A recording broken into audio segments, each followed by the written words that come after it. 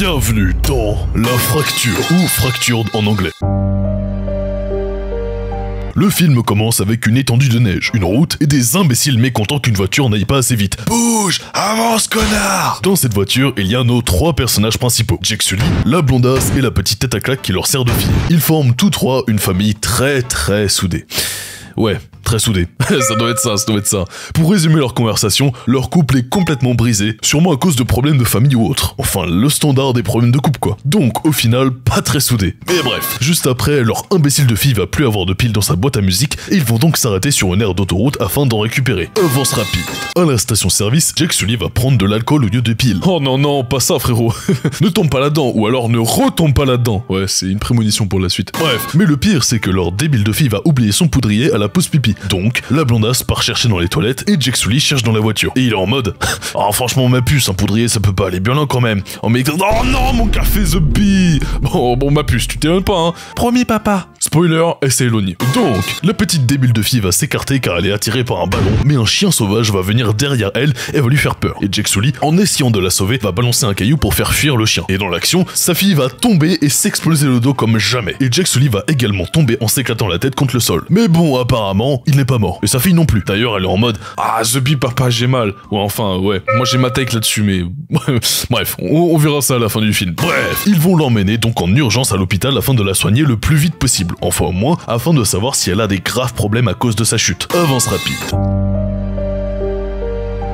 À l'hôpital, tout est bombé. Il y a 40 000 personnes, tu vas me dire logique pour un hôpital, mais là c'est presque bizarre quoi. Comme si quelque chose ne tournait pas rond dans cet endroit.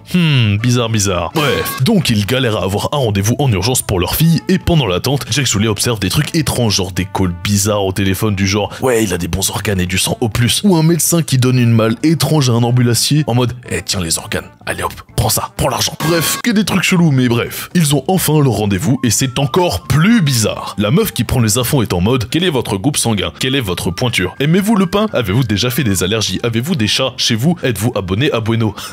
Vas-y fais-le ça. Mais néanmoins après ça, ils finissent par faire examiner leur fille. Bilan, rien de grave, mais elle doit se faire examiner avec un scanner au sous-sol de l'hôpital. Et donc, c'est Jake Sully qui reste en attente en haut pendant que sa femme et sa fille vont au sous-sol pour se faire extraire leur organe. Pardon. Faire une radio. Bref. Après de longues heures, Jake Sully se réveille complètement dans les vapes. Et il va essayer de savoir où se trouve sa famille, car elle n'est toujours pas sortie depuis le temps. Donc il va voir l'accueil et... Vous? Moi? Oui, vous. Elle est où ma famille? Ah bah je sais pas. Ah bon, ok. Wesh, non, attends, où est ma famille? Après un long échange de sourds, il arrive à la conclusion que sa famille n'est apparemment pas là. Ce qui est étrange, hein. Mais où est ma femelle, bordel? Il en a tellement marre qu'il va s'incruster dans les locaux de l'hôpital. Il va aller voir un docteur afin d'en savoir plus, mais il va se rendre compte que rien ne tourne rond. Des gens lui mentent, par exemple l'infirmière qui l'avait aidé lui et sa fille est en mode non lui il connaît pas et sa fille non plus, il a un trop gros crâne ce bâtard. Moi j'ai un gros crâne, vite donnez de la drogue. Après avoir été violent, Jake Sully se fait complètement droguer. Mais c'est pas fini. Après avoir été enfermé dans une pièce par Monsieur Moustache, un mec de la sécurité de l'hôpital, il est plus que décidé à retrouver sa famille. Donc hop, boum, 3 piqûres d'adrénaline dans le corps et c'est parti pour un tour de folie. Tu la vois ta vitre, et hop, y a plus de vitre maintenant. Jake Sully s'enfuit, ouf, de justesse, mais juste avant de s'enfuir, il a renversé une poubelle avec des sortes de résidus de sang. Encore une fois, c'est très étrange tout ça. Bref, il faut que notre homme fasse quelque chose. Heureusement... Jake Sully réussit à ramener la police avec lui, et cette fois-ci, ils vont essayer de tirer au clair cette affaire. Ils vont d'abord demander à ce docteur, qui s'appelle le professeur Roux, d'éclaircir la situation. Et il leur dit ça. Les frérots, moi je connais pas de gaminet de femme, votre toxicomane shooté à l'adrénaline, il est starbé. Donc ouais, on avance à rien. Mais non, ne vous inquiétez pas, un héros va arriver. Ce héros, il s'agit du docteur Kral Luisant, qui s'était occupé de la petite au début du film. Lui là, si vous vous rappelez bien. Mais, malheureusement... non, désolé mon gâté, moi je coco pas ta fille. Mais c'est quoi cet hôpital de fou? Hop, je crois mon gars que tu t'es pas abonné. Et sache que c'est gratuit et en plus ça soutient la chaîne énormément. Donc, fais-le. Et rejoins le Discord en description, il y a que des trucs sympas là-bas. C'est un ordre. Avance rapide. Il y a 2 options. Soit l'hôpital cache un grand secret, soit notre frérot est complètement fada allié. Je parie sur la deuxième option, mais bon, on continue. Toute la troupe va vérifier les caméras de surveillance afin de voir si, oui ou non, la famille de Jack Sully est rentrée dans l'hôpital. Car pour l'instant, il n'y a aucune preuve. Mais non, impossible de les voir. Bizarre, étrange tout ça. Bon, je sais que je vous casse les couilles avec les étranges, mais c'est vraiment étrange, hein. Mais bordel de merde, où est ma connasse de femme? Bref. Docteur Crâne Luisant, qui a bel et bien compris que quelque chose ne tournait pas rond dans la tête du monsieur, va faire appel à une psy. Oh non!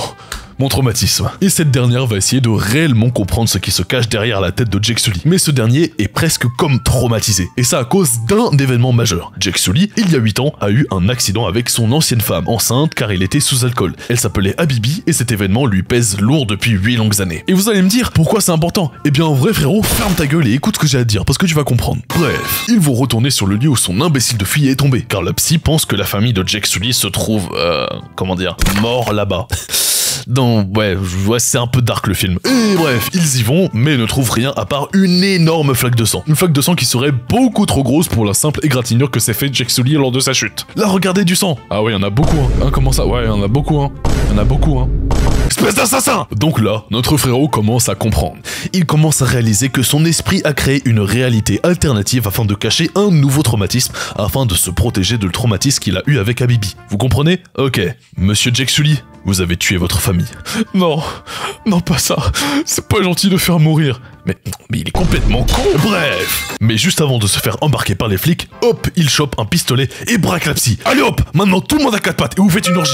Wesh, non pardon. Maintenant tout le monde les mains en l'air. Il va enfermer tout le monde dans une salle et retourner direct à l'hôpital avec une des voitures de police. Par contre, en vrai, il y a aucun monde où les policiers auraient dû se laisser faire. Le frérot est complètement fou et sous drogue et vous vous laissez faire. Je sais pas les gars, essayez non? Ah oui, mais c'est dangereux parce qu'il est armé. J'en ai rien à foutre. Bref. Jack arrive et rentre direct dans l'hôpital grâce au badge du psy. Et il se dirige vers le niveau LL, qui est l'endroit où sa famille est descendue. Mais manque de bol, un mec qu'est-ce que... Waouh! Monsieur Moustache va essayer de le contrecarrer, mais notre goat favori est bien meilleur. Et hop, prise de bras et c'est la fin pour le moustachu. Ça, le bâtard vient vers Brostar, on règle nos comptes. Bref, arrivé au dernier niveau grâce à la clé de Monsieur Moustache, il va tomber sur des terribles choses. Des corps humains, des organes, des ventres ouverts, c'est terrible. Et je suis obligé de vous cacher parce que là c'est terrible quand même. Il y a donc décidément quelque chose de terrible dans cet hôpital. Mais surtout, il va enfin retrouver sa famille. Oh ma progéniture, oh ma femelle, que Dieu soit béni. Bref, et après une explosion où au passage le frérot s'en sort indemne et un coup de flingue dans le genou d'un docteur, il réussit à s'enfuir de l'hôpital. Il retourne dans la voiture et... Ouf, ça y est, je suis sauvé. Ça y est, tout est temps qui finit tout. Pas vrai? Oula, attends, mais qu'est-ce que... Eh oui, c'était à prévoir. Il a en fait tué sa femme après que sa fille meure d'une chute mortelle du haut du mur. Et d'ailleurs, sa femme meurt de façon tellement violente. Genre vraiment, bam! Hop là, un petit pipe dans le crâne, ça fait plaisir. Mais bref, et toutes ces histoires étaient en fait une déformation de la réalité par son esprit. D'ailleurs, le corps de sa femme et sa fille sont dans le coffre. Et oui, c'est pas génial tout ça. Hein, Jack Sully, pas vrai? Ah, quelle belle journée. J'ai retrouvé ma famille. Attends. What the... Et puis... Crédit. Ma take, franchement, c'est qu'il s'est suicidé juste après avec sa voiture car il s'est rendu compte qu'il avait tué sa famille. Bref, le film était un peu dark, mais bon, on va passer à la notation. Ce film obtient 43 piqûres sur 24,7 fractures de la nuque.